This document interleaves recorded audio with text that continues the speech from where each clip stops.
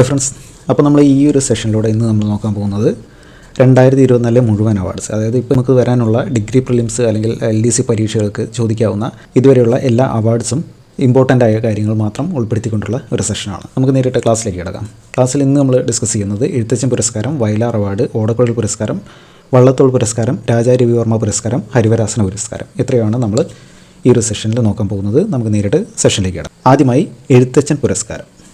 നമുക്കിവിടെ പഠിക്കാൻ വേണ്ടി ഈ എഴുത്തച്ഛൻ എന്നുള്ളതിലെ അച്ഛൻ എന്നുള്ളത് എടുക്കുക. എന്താണ് എഴുത്തച്ഛനിലെ അച്ഛൻ? നമുക്കിവിടെ ആദ്യത്തെ ജേതാവ്, അതായത് പ്രഥമ പുരസ്കാരം ലഭിച്ചത് ആർക്കാണ്? ശൂരനാട് കുഞ്ഞൻപിള്ളയ്ക്കാണ്. അപ്പോൾ നമുക്ക് എന്താലോചിക്കാം? ശൂരനായ അച്ഛൻ എന്നാലോചിക്കാം അല്ലേ? ശൂരനായ അച്ഛൻ, ശൂരനാട് കുഞ്ഞൻപിള്ള.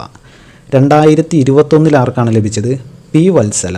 ഈ വത്സലയിലെ വത്സല എന്നുള്ളത് വാത്സല്യമുള്ള അച്ഛൻ എന്ന് ഓർക്കാം. 2021 എന്നുള്ളത് എങ്ങനെ ഓർക്കാം? 21 നമ്മൾ പി എഴുതുമ്പോൾ എങ്ങനെയാണ്? ഒന്നിട്ടതിന് ശേഷമാണല്ലേ പി എഴുതുക. അപ്പോൾ 2021 പി വത്സല എന്ന് ഓർക്കുക. 2022 സേതു. എങ്ങനെ ആലോചിക്കാം? ഇവിടെ ഒരു പിക്ചർ കാണാം അല്ലേ? ഏതാ സിനിമ എന്ന് മനസ്സിലായോ? അതെ, കിരീടം, ചെങ്കോല്. 2 സിനിമകളിലും വളരെ നന്നായി അച്ഛൻ മകൻ ബന്ധത്തിൻ്റെ കഥ പറഞ്ഞ ഒരു സിനിമ. ഇതിൽ മോഹൻലാലിൻ്റെ പേരെന്താണ്? സേതുമാധവൻ അല്ലേ? ഓക്കെ, അപ്പോൾ നമുക്ക് 2022 എന്ന് പറയുമ്പോൾ കിരീടവും ചെങ്കോല് 2 സിനിമകളുണ്ട് അല്ലേ?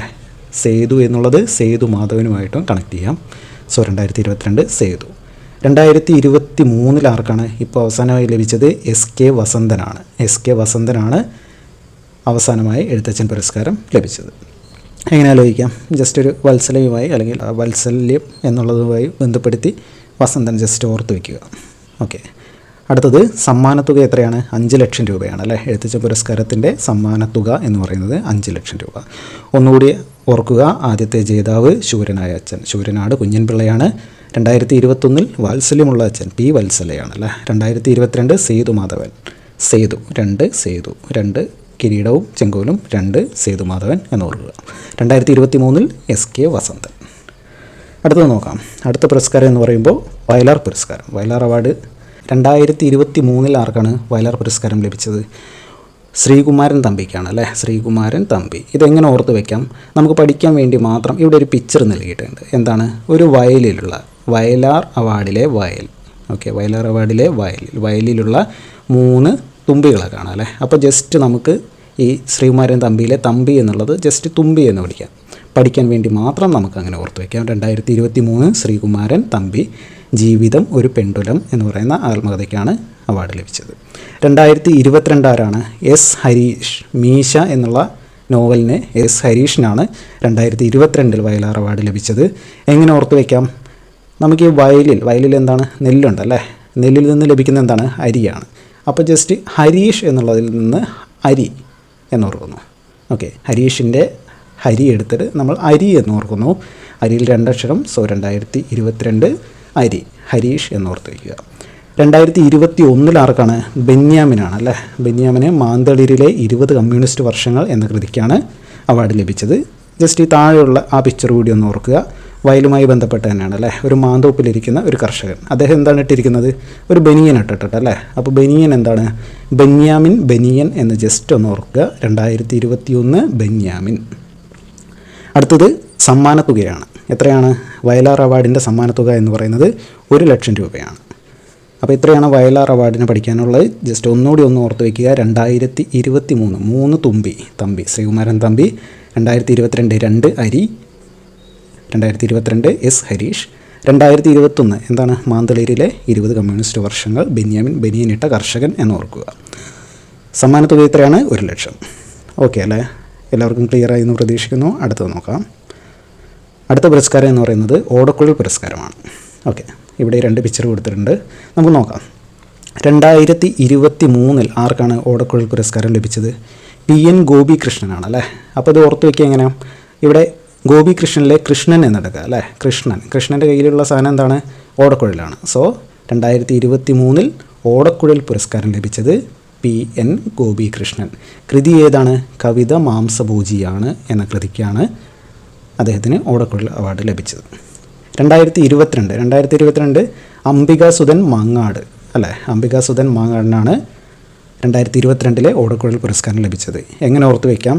അംബിക സുധനെ ഓടക്കുഴലെടുത്തടിച്ചു അല്ലേ. സുധൻ എന്ന് പറഞ്ഞാൽ മകൻ. സോ അംബിക സുധനെ ഓടക്കുഴലെടുത്ത് അടിച്ചു. മകൻ എന്ത് ചെയ്തു? പ്രാണവായുവായി ഓടി അല്ലേ. അപ്പോൾ 2022 അംബിക സുധൻ മാങ്ങാട്, കൃതി പ്രാണവായു എന്നോർത്ത് വയ്ക്കുക. 2021 ആർക്കാണ്? സാറ ജോസഫ്. ഇതുപോലെ ഓടക്കുഴലെടുത്തുന്ന അല്ലെങ്കിൽ കുഴലെടുത്തടിക്കുന്ന മറ്റൊരു വ്യക്തി ആരാണ്? സാറുമാരാണ് അല്ലേ. അപ്പോൾ സാറ്, കൃതി ബുധിനി. ബുദ്ധിയില്ലാത്ത കുട്ടികളെ സാറ് അടിച്ചു എന്നാലോചിക്കുക. ബുദ്ധിയില്ലാത്ത കുട്ടികളെ സാറ് അടിച്ചു. Sara Joseph, Budhini. ജസ്റ്റ് പഠിക്കാൻ വേണ്ടി മാത്രമുള്ള കോഡാണ്. സമ്മാനത്തുക 30,000 രൂപ. എത്രയാണ്? 30,000 രൂപ. 2023 PN ഗോപികൃഷ്ണൻ. 2022 അംബിക സുധനെ അടിച്ചു. 2021 സാറ ജോസഫ്. അടുത്ത പുരസ്കാരം വള്ളത്തോൾ പുരസ്കാരമാണ്. നമുക്ക് നോക്കാം. ഇവിടെ ഒരു പിക്ചർ കൊടുത്തിട്ടുണ്ടല്ലേ. പിക്ചറിൽ എന്തൊക്കെ കാണാം? ഒരു വള്ളം കാണാം, ഒരു ബോട്ടല്ലേ. വള്ളത്തോൾ പുരസ്കാരത്തെ നമ്മൾ ഈ ഒരു ബോട്ടുമായിട്ടാണ് പഠിക്കുന്നത്. ഈ ബോട്ടിൽ ആരിപ്പുണ്ട്? നമ്മുടെ പ്രധാനമന്ത്രി ഇരിപ്പുണ്ട് അല്ലേ, പ്രൈം മിനിസ്റ്റർ ഇരിപ്പുണ്ട്. പിന്നെ എന്തൊക്കെ കാണാം? മുകളിൽ സൂര്യനുണ്ട് അല്ലേ, സൂര്യൻ്റെ പ്രകാശം കാണാം. തുഴയുന്ന ആളുകളുടെ അടുത്ത് എന്തുണ്ട്? തുഴയുണ്ട് അല്ലേ. ഓക്കെ, അപ്പോൾ നമുക്ക് നോക്കാം. 2019 ആർക്കാണ് വള്ളത്തോൾ പുരസ്കാരം ലഭിച്ചത്? പോൾ സക്കറിയയ്ക്കാണ് അല്ലേ.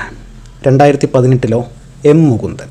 അപ്പോൾ നമുക്ക് ഇത് രണ്ടും ഓർത്ത് വയ്ക്കാനായിട്ട് 19 അതുപോലെ 18 ഓർത്ത് വയ്ക്കാനായിട്ട് ഈ തോണിയിലായിരിക്കുന്നു നമ്മുടെ പ്രൈം മിനിസ്റ്റർ ഇരിപ്പുണ്ട് അല്ലേ. പ്രൈം മിനിസ്റ്റർ നരേന്ദ്രമോദി ഇരിപ്പുണ്ട്. സോ PM എന്നോർത്ത് വയ്ക്കുക. P എന്ന് വെച്ചാൽ പോൾ സക്കറിയ, M എന്ന് വെച്ചാൽ എം മുകുന്ദൻ. P എന്താണ്? പോൾ. M എന്താണ്? എം മുകുന്ദൻ. ഓക്കെ, അപ്പോൾ 2019 18 പഠിച്ചു. അടുത്തത് 2017 പ്രഭാവർമ്മയാണ് അല്ലേ. ഈ പിക്ചറിൽ മുകളിൽ എന്തുണ്ട്? സൂര്യനുണ്ട് അല്ലേ. സൂര്യൻ്റെ പ്രഭ നമുക്ക് കാണാം. അപ്പോൾ 2017 പ്രഭാവർമ്മ എന്നോർത്ത് വയ്ക്കുക. പ്രഥമ പുരസ്കാരം ലഭിച്ചതാർക്കാണ്? പാലാ നാരായണൻ നായർ. ഓർത്ത് വയ്ക്കാനായിട്ട് ജസ്റ്റ് ഈ പാലം നമുക്ക് എടുക്കാം അല്ലേ. ഈ പിക്ചർ എവിടെ നിന്നാണ് എടുത്തിരിക്കുന്നത്? നമുക്കിവിടെ കാണാം. എവിടെയാണ് എടുത്തിരിക്കുന്നത്? ഒരു പാലത്തിൽ വെച്ചാണ് അല്ലേ ഒരു പിക്ചർ എടുത്തിരിക്കുന്നത്. അപ്പോൾ ആദ്യം എത്തിയ വ്യക്തിയായിരിക്കും ഈ പിക്ചർ എടുത്തത്. അതിനുശേഷമായിരിക്കില്ല ഈ ബോട്ട് എത്തിയത്. ഓക്കെ, അപ്പോൾ ആദ്യം എത്തിയ പാലാ നാരായണൻ എന്നോർക്കുക. പാലാ നാരായണൻ. വർഷം കൂടി ഒന്ന് ഓർത്ത് വയ്ക്കുക. ആദ്യമായിട്ട് വള്ളത്തോൾ പുരസ്കാരം ലഭിച്ചതെന്നാണ്? 1991 അല്ലേ. ഇത് ഓർത്ത് വയ്ക്കാനായിട്ട് വള്ളത്തോൾ പുരസ്കാരം എല്ലാവരും ഒന്നിൻ്റെ കളിയാണ് അല്ലേ. അതായത് ഈ വള്ളം തുഴയുന്ന ഈ പങ്കായം പോലെ ഒരു 1. ഈ 1 നമുക്ക് എന്തിനൊക്കെ യൂസ് ചെയ്യാം? 1991 ആദ്യമായി ലഭിച്ചത് സമ്മാനത്തുക 1,11,11,11,1111 രൂപ സമ്മാനത്തുക. അപ്പോൾ നമുക്ക് ഇത്രയും കാര്യങ്ങളാണ് വള്ളത്തോൾ പുരസ്കാരത്തിൽ ഓർക്കാനുള്ളത്. 2019 2018 ഒപ്പം തന്നെ പഠിക്കുക. PM പ്രൈം മിനിസ്റ്റർ പോൾ സക്കറിയയും M മുകുന്ദനും. 2017 പ്രഭാവർമ്മ. പ്രഥമ പുരസ്കാരം ലഭിച്ചത് പാലാ നാരായണൻ നായർ 1991. സമ്മാനത്തുക 1,11,111 രൂപ. ഓക്കെ അല്ലേ. അടുത്ത പുരസ്കാരത്തിലേക്ക് പോവാം. അടുത്ത പുരസ്കാരം എന്ന് പറയുന്നത് രാജാ രവിവർമ്മയാണ്. രാജാ രവിവർമ്മ പുരസ്കാരം. രാജാ രവിവർമ്മ പുരസ്കാരം 2022 ആർക്കാണ് ലഭിച്ചത്? സുരേന്ദ്രൻ നായർക്കാണ് അല്ലേ. അപ്പോൾ നമുക്കിത് ഓർത്ത് വയ്ക്കാനായിട്ട് ഈ രാജാ രവിവർമ്മയിൽ നിന്നും നമുക്ക് രാജാവ് എന്ന് ഓർക്കാം. രാജാവിൻ്റെ പുരസ്കാരം. അപ്പോൾ നമുക്കിവിടെ 2022 ആർക്കാണ് ലഭിച്ചത്? സുരേന്ദ്രൻ. ഇന്ദ്രൻ എന്ന് പറയുന്നത് ദേവന്മാരുടെ രാജാവാണ് അല്ലേ. ദേവന്മാരുടെ രാജാവായ ഇന്ദ്രനാണ് 2022 പുരസ്കാരം ലഭിച്ചത്. സുരേന്ദ്രൻ നായർ. 2019 BD ദത്തൻ. ഓക്കെ, ഇപ്പോൾ ഈ രാജാക്കന്മാർക്കൊക്കെ കുട്ടികളില്ലെങ്കിൽ എന്ത് ചെയ്യും? കുട്ടികളെ ദത്തെടുക്കും അല്ലേ. നമുക്ക് ഓർമ്മയുണ്ട്, ദത്താവകാശ നിരോധന നിയമമൊക്കെ നമുക്ക് ഓർമ്മയുണ്ട്. രാജാക്കന്മാർ ദത്തെടുക്കുന്നതിനെ എതിർക്കുന്ന ഒരു നിയമമായിരുന്നു അല്ലേ. അപ്പോൾ നമുക്ക് ജസ്റ്റ് ഓർത്ത് വയ്ക്കാൻ 2019 ദത്തൻ.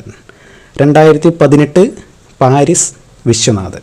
ജസ്റ്റ് ഓർത്ത് വയ്ക്കുക, പാരീസിലെ രാജാവ്. 2018 രാജാ രവിവർമ്മ പുരസ്കാരം ലഭിച്ചു പാരിസ് വിശ്വനാഥൻ. അടുത്തെന്താണ്? സമ്മാനത്തുകയാണ് 3 ലക്ഷം രൂപ അല്ലേ. ഓക്കെ, ജസ്റ്റ് ഒന്നുകൂടി ഓർത്ത് വയ്ക്കുക. 2018 പാരിസ് വിശ്വനാഥൻ, 2019 BD ദത്തൻ, 2022 സുരേന്ദ്രൻ നായർ. ഓക്കെ അല്ലേ. അടുത്ത പുരസ്കാരം ഏതാണ്? അടുത്ത പുരസ്കാരം എന്ന് പറയുന്നത് ഹരിവരാസനം പുരസ്കാരമാണ്. അപ്പോൾ നമുക്ക് ഹരിവരാസനം പുരസ്കാരം പഠിക്കാൻ വേണ്ടിയിട്ട് ഇവിടെ ഒരു പിക്ചർ നൽകിയിട്ടുണ്ട്. എന്താണ്? ഒരു അരിയിൽ ഹരിശ്രീ എന്നെഴുതുന്ന ഒരു കുട്ടിയുടെയും അമ്മയുടെയും പിക്ചറാണ് ഇവിടെ നൽകിയിട്ടുള്ളത്. അപ്പോൾ നമുക്ക് നോക്കാം. 2023 ആർക്കാണ് ഹരിവരാസന പുരസ്കാരം ലഭിച്ചത്? ശ്രീകുമാരൻ തമ്പിക്കാണ് അല്ലേ. അപ്പോൾ നമുക്ക് ശ്രീകുമാരൻ തമ്പിയിലെ ഈ ശ്രീ എടുക്കാം. ഓക്കെ, ഹരിശ്രീ എന്ന് നമുക്ക് ഓർത്ത് വയ്ക്കാം. ഹരിശ്രീയിൽ എത്ര വാക്കുണ്ട്? 3 അല്ലേ. അപ്പോൾ 2023 ഹരിശ്രീ ശ്രീകുമാരൻ. ഈ ശ്രീയാണ് ഹരിശ്രീ. ഹരിവരാസനം പുരസ്കാരം 2023 ലഭിച്ചത് ശ്രീകുമാരൻ തമ്പി. അപ്പോൾ ഈ ഹരിശ്രീ എവിടെയാണ് എഴുതുന്നത്? അരിമണിയിലാണ് അല്ലേ. അപ്പോൾ ഈ അരിമണിയിൽ നിന്ന് നമുക്ക് അടുത്ത് പഠിക്കാം. 2024 അരിമണി, അതായത് വീരമണി ദാസനാണ് 2024 പുരസ്കാരം ലഭിച്ചത്. 2022 ലഭിച്ചത് ആലപ്പി രംഗനാഥ്. ജസ്റ്റ് ഓർത്ത് വയ്ക്കുക. സമ്മാനത്തുക എത്രയാണ്? 1 ലക്ഷം രൂപ. ഒന്ന് അല്ലേ, ഒരു വിരൽ വെച്ചിട്ടല്ലേ ഇവിടെ ഹരിശ്രീ എന്ന് എഴുതുന്നത്, അതുകൊണ്ട് 1 ലക്ഷം രൂപയാണ് സമ്മാനത്തുക എന്ന് ഓർത്ത് വയ്ക്കുക. അപ്പോൾ ഇത്രയാണ് നമുക്ക് ഈ ഒരു സെഷനിൽ നോക്കാനുള്ളത്. നമുക്കൊന്നുകൂടി ഓടിച്ച് നോക്കാം. ഓക്കെ, ഫസ്റ്റ് എന്താണ്? എഴുത്തച്ഛൻ, അച്ഛൻ പുരസ്കാരം എന്ന് ഓർക്കുക. എന്താണ്? ആദ്യ ജേതാവ് ശൂരനായ അച്ഛൻ, ശൂരനാട് കുഞ്ഞൻപിള്ള. 2021 പി വത്സല അല്ലേ. 1 എന്ന് എഴുതുന്നത് പി യുമായി ബന്ധപ്പെടുത്തുക. പി വാത്സല്യമുള്ള അച്ഛൻ വത്സല എന്ന് ഓർക്കുക. 2022 സേതുമാധവൻ ഓർക്കുക. 2 Kireedam Chenkol. 2 2022 Sethumadhavan Sethu. 2023 S K Vasanthan. Just ഓർത്ത് വയ്ക്കുക. വത്സല്യം അല്ലെങ്കിൽ വത്സല വസന്തൻ ജസ്റ്റ് ഒന്ന് ഓർത്ത് വയ്ക്കുക. സമ്മാനത്തുക 5 ലക്ഷം രൂപ. അടുത്തത് വയലാർ പുരസ്കാരമാണ്. 2023 3 തുമ്പി ഓർത്ത് വയ്ക്കുക. ശ്രീകുമാരൻ തമ്പിയാണ്.